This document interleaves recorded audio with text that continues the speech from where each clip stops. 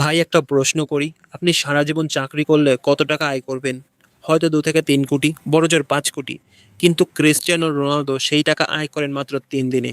আজকে আমরা দেখব বিশ্বের শীর্ষ ফুটবলারদের বেতন 2026 সালের বাংলাদেশি টাকায় কত হয়, আর সেই টাকায় বাংলাদেশে কি কি কেনা যায়।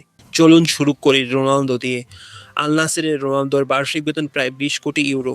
2026 সালের এক্সচেঞ্জ রেটে এটা বাংলাদেশি টাকায় প্রায় 2400 কোটি টাকা। এই টাকায় কি কি হয়? ঢাকার গুলশানে প্রায় 800টি ফ্ল্যাট কেনা যাবে, বাংলাদেশের একটি মাঝারি জেলার 1 বছরের বাজেটের সমান। আর রোনালদো আয় করছেন প্রায় 7,600 টাকা। আপনি এই লাইনটা পড়তে যতটুকু সময় লাগলো।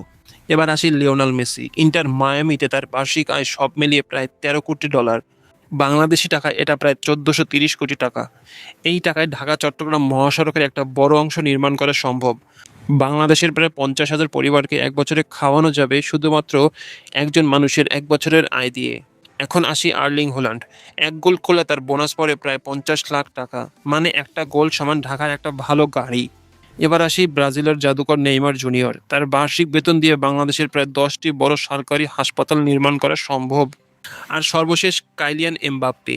তার শুধু 1 মিনিটের মাঠে থাকার আয় বাংলাদেশের একজন গার্মেন্টস কর্মীর পুরো 1 মাসের বেতনের সমান। এই হলো বৈশ্বিক অর্থনীতির বাস্তবতা।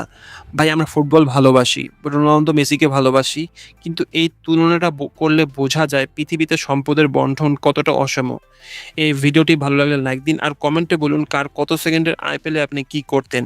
চ্যানেলটি সাবস্ক্রাইব করুন, এরকম আরও ফিনান্সিয়াল অ্যানালাইসিস নিয়ে আসছি। আল্লাহ হাফেজ।